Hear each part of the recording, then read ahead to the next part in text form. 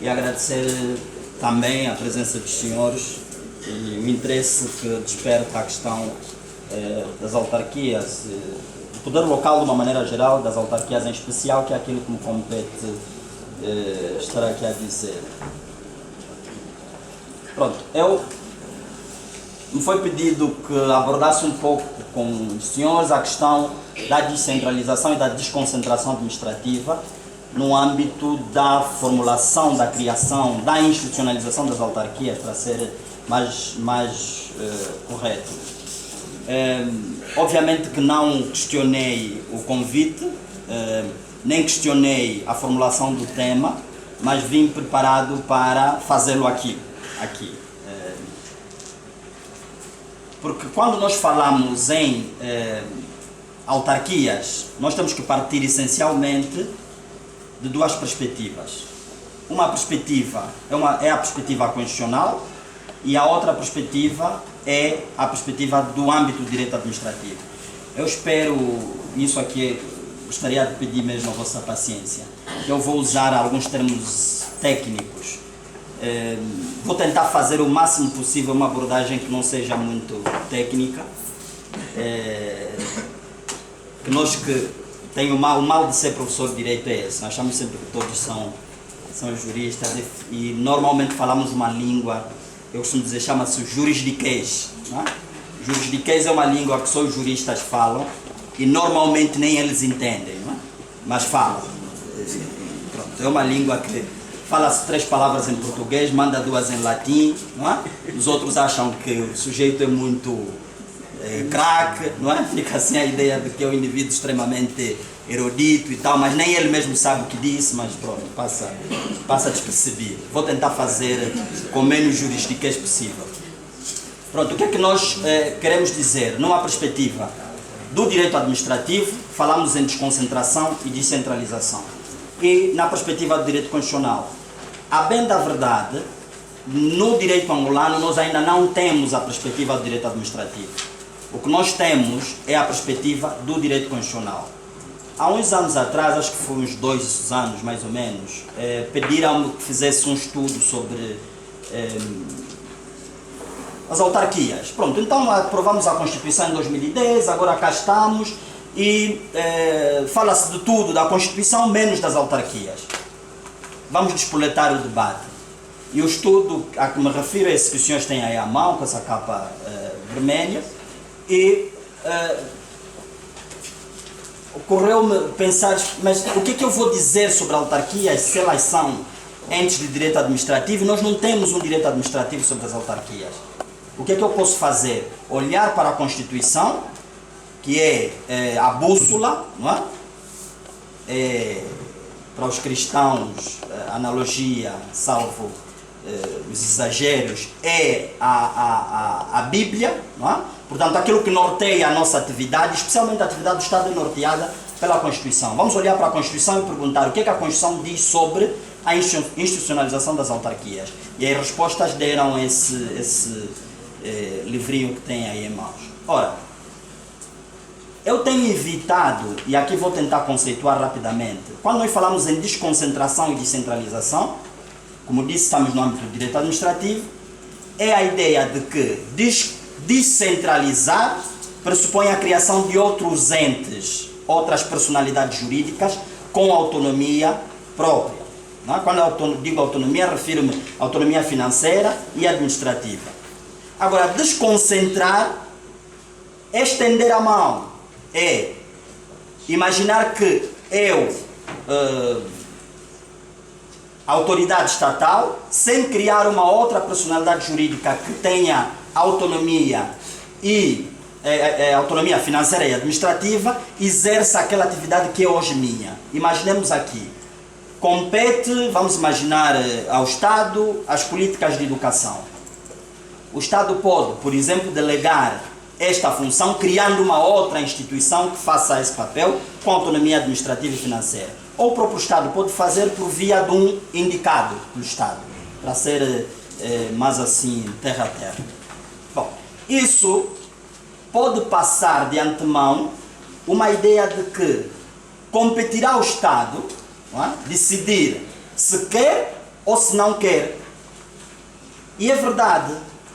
Portanto, compete, no nosso caso específico, ao Executivo, que detém a função de orientar as políticas públicas do país, decidir se tem intenções de estender uma mão para a elaboração da política pública ou se quer ele mesmo fazer. Mas quando nós tratamos das autarquias, a coisa é um pouco diferente. Por isso é que eu não gosto da abordagem das autarquias numa perspectiva de desconcentração e descentralização. As autarquias eu acho que devem ser abordadas essencialmente, pelo menos no nosso âmbito hoje, numa perspectiva da Constituição. O que a Constituição nos diz sobre as autarquias? E primeiro, as autarquias são a consagração do princípio democrático. E eu acho que isso é a base das autarquias. Quando nós falamos em autarquias, normalmente eu vou por país afora, nas universidades, enfim, falar sobre as autarquias. A ideia que as pessoas têm das autarquias é essencialmente eleições. Não é? Vamos fazer eleições autárquicas. E nós, como o doutor Gelembre disse aqui, nós ontem ficamos à noite a conversar um pouco sobre isso. A geração que viveu 1992, somos nós, não é? Tem traumas de eleições. Tem trauma de eleições. Eu me lembro, em 2008, se a memória não... Bom, já sou péssimo de datas. Estava em Luanda e vinha... Pronto, começou a propalar-se a vinda do Papa Bento XVI. E em conversa com um sujeito que trabalha conosco, disse assim: eu não estou muito satisfeito com a vinda do Papa. Eu disse, mas por quê? Porque o Papa normalmente quando vem à guerra, portanto está a ligar a vinda em 1992 do Papa João Paulo II à guerra e acha que, vê que ele junta dois fenômenos. O Papa normalmente vem em época de eleições e depois quando ele vai embora à guerra. Ou seja, está a ligar os dois fenômenos, guerra, vinda do Papa e eleições, os três no caso, né? Portanto, ainda temos essa mágoa, que vai levar tempo, obviamente, gerações até nos descontrairmos disso. Portanto, quando nós falamos em autarquias, devemos ter em mente que as eleições autárquicas não são um fim em si, são simplesmente o meio pelo qual se constituem as autarquias. As autarquias não, os órgãos da autarquia. Isso é muito importante. Portanto, não devemos olhar na perspectiva de eleições autárquicas, não.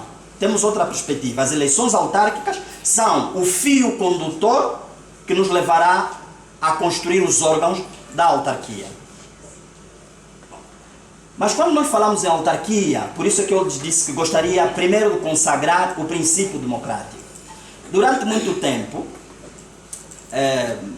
se nós voltarmos lá rapidamente à história da democracia, como nós a conhecemos hoje, é verdade que quando nós falamos de democracia, vamos buscar o conceito ocidental, não é? Da Grécia Antiga, esquecendo-se que provavelmente havia uma democracia aqui antes dos europeus chegarem, não é? Que nós precisamos voltar às nossas origens e entender um pouco melhor essa questão.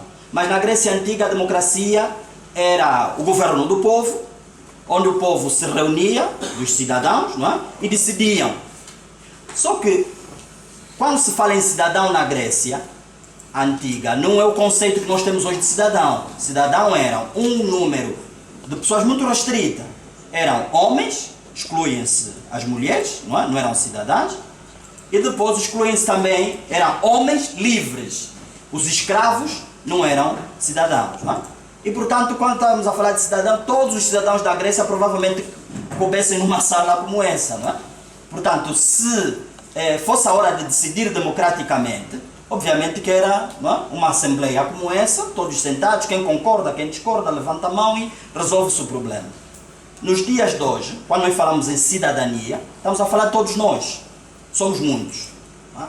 Portanto, eu às vezes brinco com os meus alunos e digo assim, se nós quiséssemos reunir todos os cidadãos angolanos para tomarmos uma decisão qualquer, provavelmente não teríamos espaço no território nacional para juntar toda a gente. Vamos lá ao estádio 11 de novembro, não cabemos todos. Não, aqui no Cubango tem umas savanas assim muito boas, onde todos podem ficar e vamos lá conversar. Ainda que isso fosse possível, nós teríamos outro problema. Temos lá o nosso camarada nos Gambos, que tem os seus bois, vai pensar assim, eu vou deixar o meu gado para ir lá reunir com essa gente, vão dizer umas coisas que não tem nada a ver comigo, não vou. Tem o outro que está lá, bebeu já o seu quimbombozinho, diz, isso não é assunto, não me diz respeito, eles que se virem. Não é? Portanto, há essas complexidades, e daí nasce então a ideia de uma democracia representativa, onde nós, cidadãos, organizamos num pleito eleitoral, entregamos a nossa soberania a um grupo de indivíduos que em nosso nome vai passar a tomar as decisões. A contrapartida desse processo democrático é que de 4, de 5 em 5 anos, que é o nosso caso agora, o cidadão a quem nós tínhamos entregue o poder de tomar as decisões, volte e venha prestar contas. Dizer assim, meus senhores, lembram-se daquele poder que deram há 4 anos, há 5 anos, fiz isso e aquilo. E nós dissemos, ok, muito bem, concordamos e toma mais um poder para mais 5 anos. Isso é o ideal. Na prática não é o que acontece. Por quê? Porque depois acabamos por ser absolvidos pela campanha eleitoral. Na campanha eleitoral ninguém presta contas. Não é? Ninguém presta contas. Na campanha eleitoral, outro dia, conta-se o Brasil uma piada, rapidamente aqui para descontrair, um senador, não é? Senador mais ou menos equivalente ao nosso deputado, com um pouco mais. O senador morreu e foi lá para cima. Chegou lá, encontrou Deus num dado momento e Deus disse assim, olha meu filho, seja bem-vindo, mas aqui nós temos uma democracia, então o senhor vai escolher onde é que quer ficar.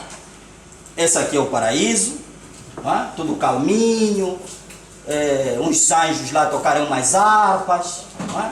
E o senador olhou aquilo, disse, tá, qual é a outra opção, senhor Deus? Eu disse, olha, entre no elevador, é? Lá no andar de baixo vai ver qual é a outra opção. O sujeito entra no elevador, desce, chega lá embaixo, mal abre o elevador, vê os seus ex-colegas, amigos, a beberem um whisky escocês, com as senhoras ao lado, e um DJ a pôr aquelas músicas que ele sempre gostou. Disse, isso aqui, diz, aqui é onde? Pergunta o homem, o anjo que o acompanha, diz, aqui é o inferno. Diz, o inferno é assim. Diz, isso aqui, se esse é o inferno, então eu acho que já fiz